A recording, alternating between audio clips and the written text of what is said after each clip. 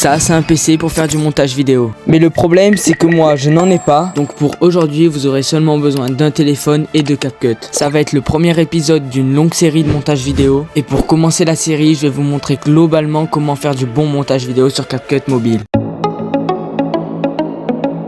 Ok, du coup pour la première partie on va parler des animations. Alors déjà mes deux préférées animations sont retourner et geler 2. Franchement je les trouve incroyables. Pour geler 2, petite astuce, si tu mets 2 ou 3 secondes ça va permettre un meilleur effet. Et avec des keyframes tu n'auras plus qu'à faire descendre ton texte pour plus qu'on le voit, mais l'animation se finira en arrière-plan. Et pour moi la meilleure animation se fait à la main. Pour ça tu vas importer ta photo, par exemple là ce texte, voilà.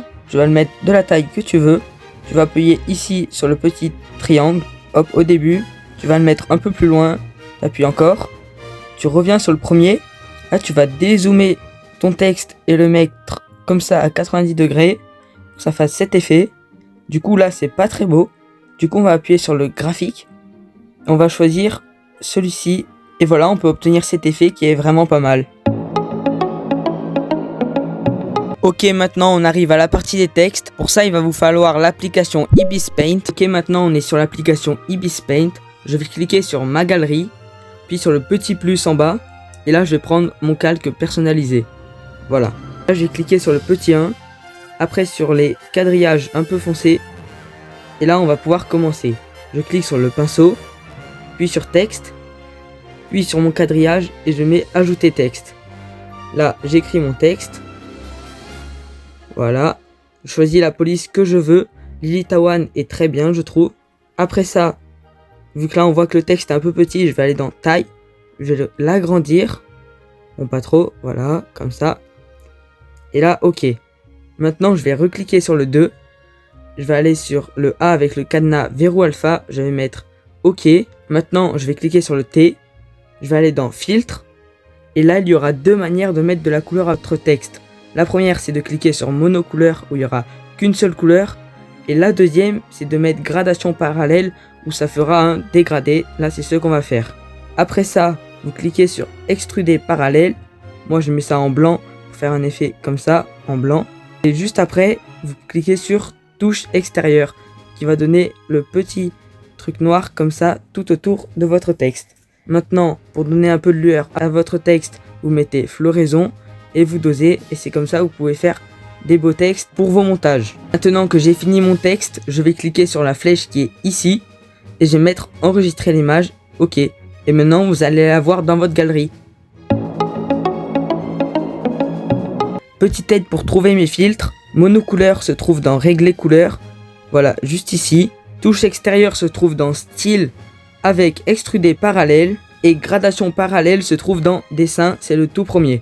Pour faire un beau dégradé de couleurs, tu vas placer les triangles comme moi, et après tu pourras choisir tes couleurs, mais en bas foncé et en haut clair. Je t'affiche à l'écran mes réglages.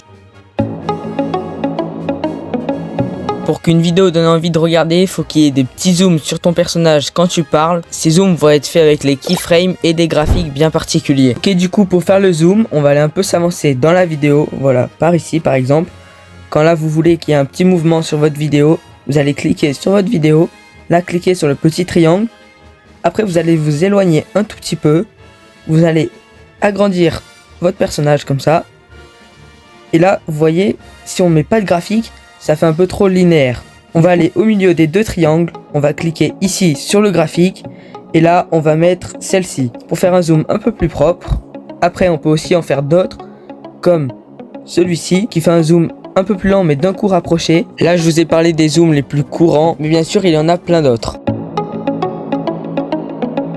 Ok, du coup pour faire l'effet de live sweep, vous allez avoir une image en superposition sur un fond vert, vous allez la dupliquer. Celle qui est dupliquée vous la mettez sous la première, comme ça. Maintenant vous cliquez dessus, vous allez dans ajuster, vous cherchez l'endroit graphique, après vous appuyez dessus, vous montez le blanc vers ici là où je le mets, après vous validez, vous allez tout au fond, vous cliquez sur masque, sur le deuxième, vous mettez un peu de diagonale et vous le réduisez, après vous appuyez sur ça et vous étirez un peu pour que ça fasse un meilleur effet. Vous allez monter votre effet de light sweep en haut de votre ordi. Maintenant vous appuyez sur le triangle, vous allez un peu plus loin, vous allez descendre votre effet comme ça en se dirigeant, et là vous allez voir que ça va faire un effet un peu trop linéaire. Donc vous allez recliquer sur masque, vous allez sur ça et vous allez prendre celui-ci. Après, vous exportez votre vidéo, vous le mettez en superposition sur une image.